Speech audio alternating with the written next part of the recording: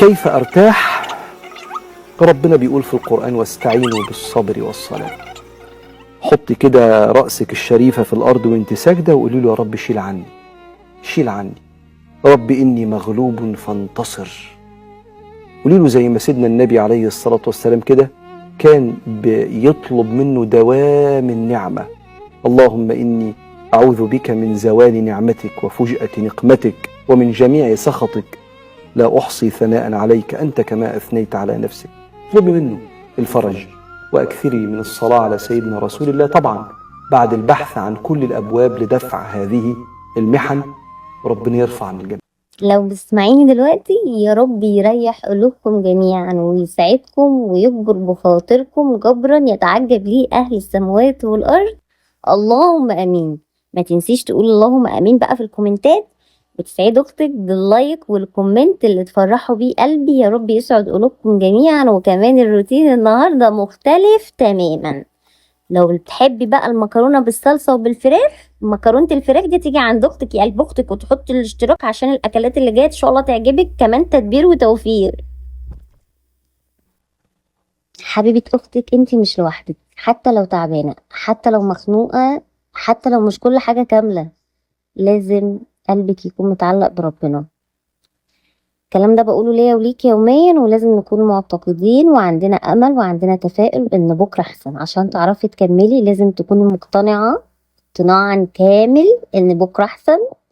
يا رب يريح قلوبكم جميعا كده ويرزقكم كل اللي بتتمنوه، فرحه يتعجب ليها اهل السماوات والارض. يا رب يشفي مرضانا ومرضى المسلمين. يلا بينا بقى نصلي على الحبيب. قولي اللهم امين في الكومنتات. اللهم صل وسلم وبارك على سيدنا محمد حبيبي يا رسول الله. اللهم استرنا فوق الارض وتحت الارض ويوم العرض عليك يا كريم. بصوا يا بنات، اليوم النهارده كله طاقه وحيويه وطاقه كده ايجابيه، تدبير وتوفير ورجاء وتنظيف وكل حاجه هتلاقيها عندي في الروتين. لاول مره يشوفني انت في بيت دودو يا قمر، والبيت ده مش هيكبر الا بيكي. طبعا احنا عارفين ان اي بيت بيتبني بطوبه طوبه، فانتوا هتبنوه معايا كده باشتراكاتكم الجميله. لو انت اول مره تشوفيني اشتركي في القناه واللايك المتين اللي تشجعي بيه اختك يا قلب اختك، لان الجو حر جدا وانا بتعب في الروتينات.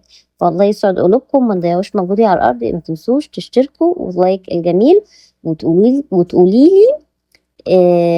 بتريحي نفسك ازاي. هو ما فيش احسن من راحة الصبر والصلاة، زي ما الدعاء نزلته لكم في الاول. ويمكن الدعاء ده احلى حاجة في الروتين. انا بصراحة بقول هو احلى حاجة في الروتين، بس الروتين مليان حاجات كتير جدا هنعملها مع بعض النهاردة.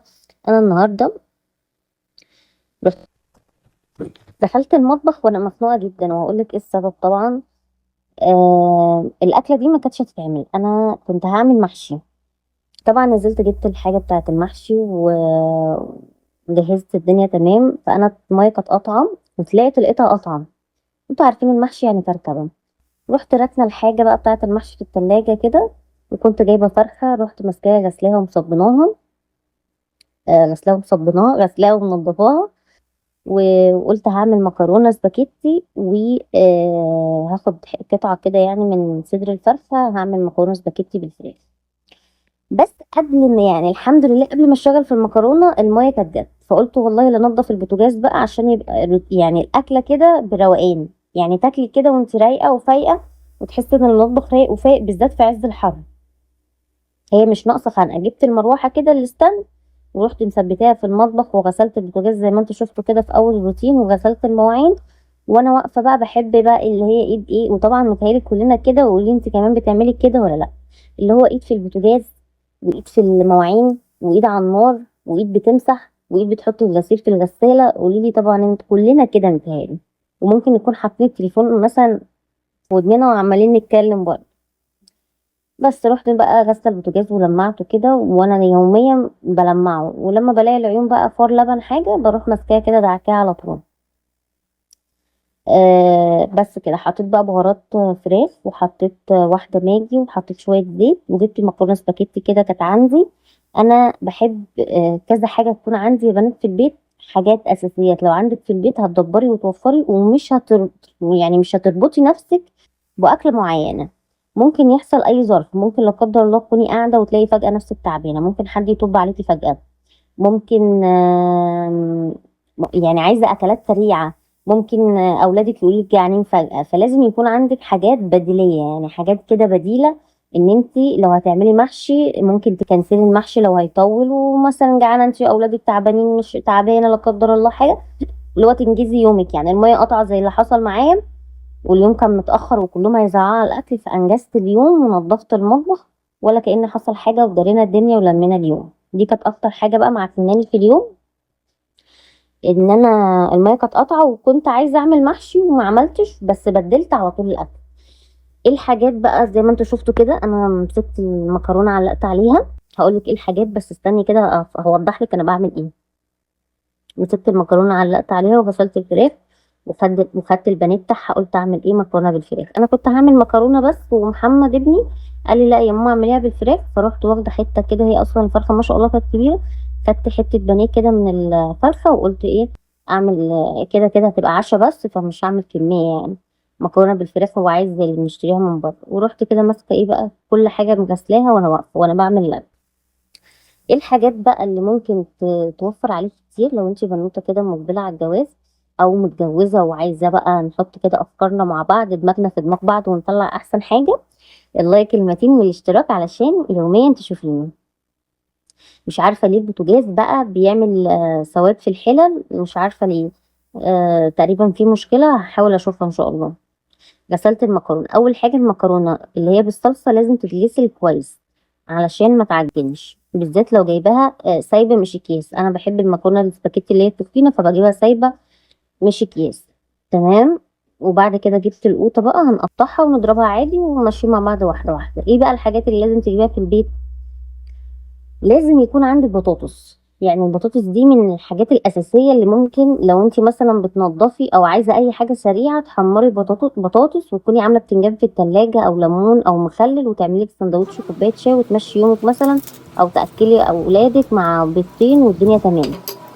ولازم يكون عندك مكرونة. المكرونة اللي هو انت برضو لو بعد تنظيف او بهدلت اليوم او مرمطت اليوم وعايزة تنجزي وقتك، ممكن تعملي كيس مكرونة. لازم يكون عندك رز. ممكن تعملي مثلا يكون عندك شوية شوربة في التلاجة، وتعملي شوية بطاطس مثلا بالصلصة وتحطيهم الفرن، صينية بطاطس كده وتحطيها الفرن، وتعملي جنبها طبق رز بالشعرية. ففي حاجات في يومك هتكلم معاكي في الروتينات اللي جاية كتير تبقى موجودة عندك بتوفر عليكي كتير. يعني أنا اليوم ده لو ما كانش عندي مكرونة ما كنتش هعرف امشي اليوم، لان اليوم يعني المية طولت وانا فضلت منتظراها عشان اعمل المحشي في روقان وانا منضفة المطبخ. فما كانش ينفع خالص اعمل محشي، لان كانت الساعه 8 وهم يعني خلاص كانوا بيقولوا لي جعانين، وانا لسه اصلا ما ابتديتش في الاكل. فهي كانت اسرع حاجه المكرونه بالفراخ، وما خدوش بالهم ان انا كنت ايه بقى هعمل محشي وكنسلت الاكل. لو انا ظبطت الاكل برده مكرونه بالفراخ وكاتشب ومايونيز وظبطت الدنيا. طبعا زي ما انتوا شفتوا انا خليت الفرخه زي الفل ودعكتها وشلتها، خدت البانيه بتاعها ورحت شايلها على طول في الفريزر عشان ما تريحش. الحاجات دي ما بتتركنش بره خالص في الحر. بصلايه محترمه كده قطعتها، ورحت ضربه توم بالفلفل عشان حاجتين. انا بحب هنا نقعت الفراخ تاني في ملح، او مش عارفه المشهد ده سابق مشهد تاني ولا ايه، بس المهم ان انا بقول لكم يعني ان انا غسلتها كويس وسبتها تصطف ورحت شايلها في الفريزر على طول. بس ورحت عامله بقى التوم زي ما انتوا شفتوا بالفلفل علشان حاجتين. انا بحب المكرونه احط بصل احمره كويس، وبعد كده احط الثوم بالفلفل والثوم اللي بيفيد عندي بعمل الدقه بتاعه المكرونه. انا بحب الدقه زي بتاعه الكشري كده، بحب اعملها للمكرونه بصراحه بتبقى تحفه. مش سلطه، بس هي دقه بتعجبني بصراحه. هقول لكم عليها لما نوصل ليها، هقول لكم عليها. بصوا انا خليت الصدر بتاع الفرخه بس، هو الصدر بس بتاع الفرخه اللي خدته، ورحت ايه شايله باقي الفرخ. هي ما شاء الله كانت كبيره وانا اصلا لما بجيب فراخ بشيل البانيه لوحده، وباخد الجناحة والوراك اعملهم في وقتها، يعني لان الفراخ لما بتقعد لما بيفيد منها حاجة ال- الفراخ بتنشف. بشيلها في التلاجة وسخنها طعمها مش بيبقى حلو. فانا بحب الاكل يومه بيومه، بالذات في الحر. لو انت عامله اكل توم مكرونه بالثوم رز مثلا وعامله طبيخ او حاجه، الاكل ممكن يريح حتى لو حطاه في التلاجة، لان الجو حر. يعني ممكن تسيبيه على البوتاجاز شويه يبرد، تنسيه ساعه تحطيه في التلاجة تلاقيه ريح كده. بس قطعت بقى الفراخ. طبعا ما شاء الله كانت الفراخ يعني البانيه كان كتير، مش اللي هي مكرونه بالفراخ شويه فراخ صغيرين، لا كانت كتير. تدبير وتوفير بقى، كلنا من قلب مطبخنا بنطلع احلى اكل، ومن قلب التلاجة بنمشي اليوم يعني. رحت واخده شويه توم كده ومعلقه هريسه شطه، ورحت مقلبه على طول كده. هريسه الشطه دي بجيب الفلفل الاحمر واسلقه بشويه ملح كده، واروح حاطه عليه شويه بابريكا، واروح ضرباه واخليه عندي هريسه شطه، واحط عليه شويه زيت. حطيت شويه سكر بقى، وبعد كده رحت حاطه الصلصه ضربها برده فلفل احمر، عشان كده هي لونها احمر. لما بتكون القوطه رخيصه ما بستخدمش صلصه خالص، لان هي بتبقى ما شاء الله رخيصه وحلوه، ما بستخدمش صلصه بقى، ملهاش لازمه. وبعد كده جبت معلقه السمنه المحترمه، هنعمل مع بعض بقى الفراخ. هي معلقه سمنه، وحطيت الفراخ تتشوح، ومقطعه فلفل الوان كان عندي في التلاجة، وفلفل رومي، ورحت حاطه التوابل بقى اللي هي الفراخ والملح وشويه السكر دول لازم، والبابريكا لازم. هنا بحط شويه بابريكا وشويه بهارات فراخ على الصلصه، وشويه 7 بهارات، وشويه فلفل اسود، وسبتها تغلي بقى وتتسبك. طيب المكرونه بقى بتحب السمنه، اي تسبيكه بتحب الماده الدهنيه ترفع على الوش، تكون سايحه كده ونايحه على الوش، علشان تبقى الاكله تمام يعني، ما تبقاش تحسي ان الصلصه كده لسه نيه. ووطي عليها بقى زي ما انتم شايفين كده، موطيت وسبت البوتاجاز. نقلت على العين التانية، لان العين الاولانيه اللي هي مش عارفه ليه ابتدت تعمل زي غمقان في الحله، اللي مش عارفه. المهم رحت محمره الفراخ بقى، وحطيت الكبد والقوانص بتاعه الفرخه، ورحت عملت شويه فلفل بصل وفلفل الوان. احلى اكل تعمليه في البيت واكليه لولادك والله العظيم. يعني انا اصلا بعمل المكرونه الاسباجيتي التخينه دي، اي مكرونه بالصلصه حتى لو مش بالفراخ، لما بعملها في البيت انا باكل منها وببقى يعني عاجبني طعمها عن الشارع، عن اي محل كشري. فقال لي اكل بره بيكلف، احلى اكل في البيت ما بيكلفش بصراحه. اي اكل من بره هتجيبيه يكلفك، احلى اكل في البيت تعمليه من ايدك ما بيكلفش. اي اكل تعمليه في البيت تمشي يومك بيه مش هيكلفك. اكل الشارع مش نظافه احسن حاجه، الدنيا غليت وكله بيكروت دلوقتي. هي مش محتاجه كروته، لان احنا اساسا معدتنا الحمد لله بقينا بنتعب من اقل شيء. ما عادش دلوقتي في سن كبير وفي سن شباب، كلنا تعبانين الحمد لله. يعني بقى الشباب بيتعب اكتر من الكبار والله. بعد كده فضل عندي شويه توم، رحت حاطه طماطمتين كده، وشويه كمون، وشويه شطه، وشويه ملح، ورحت ضربهم في الكبه اهي. طلعت الدقه القمر دي. قطعت بصلايه كده، وعودين كزبره، وطماطمتين، ورحت عصره ليمون وعصره خل وشويه شطه. احلى زي هقول لكم، زي شفتوا زي التوميه كده. هي مش سلطه، هي دقه، بس مش زي بتاعه المحلات. برضو انا مكتره فيها الكمون ومكتره فيها الليمون والخل. هي طعمها حلو، طعمها حلو. جربيها قوي مع المكرونه هتعجبك، بتخليني يعني تفتح نفسي على الاكل. ومش حلوه في حاجه واحده، ان هي بتفتح نفسي وانا ببقى عايزه اعمل دايت. هي دي الحاجه الوحيده يعني. بس كده. وطبعا وطيت زي الشمع. انا بنزل المكرونه ناقصه سوا عشان تشرب من الصلصه، يعني بنزلها ناقصه سوا عشان اوطي عليها و5 دقايق تشرب من الصلصه. وبعد كده هنا كده كنت بفرج بقى الاكل، وطبعا الفراخ كانت اتظبطت والدنيا تمام، والمكرونه كانت اتعملت. قولوا لي ايه رايكم بقى في الكومنتات. يا رب اليوم يكون عجبكم، ويا رب اكون خفيفه على قلبكم. وعايزاكم كده تشجعوني باللايك الجميل والكومنت القمر بتاعكم، اللي تقولي لي بقى انت بتحبي المكرونه اني نوع مكرونه سباكيتي اقلام، اللي هي الصغيره اللي هي المعوجه التحمير. قولي بتحبي اني نوع مكرونه في الكومنتات.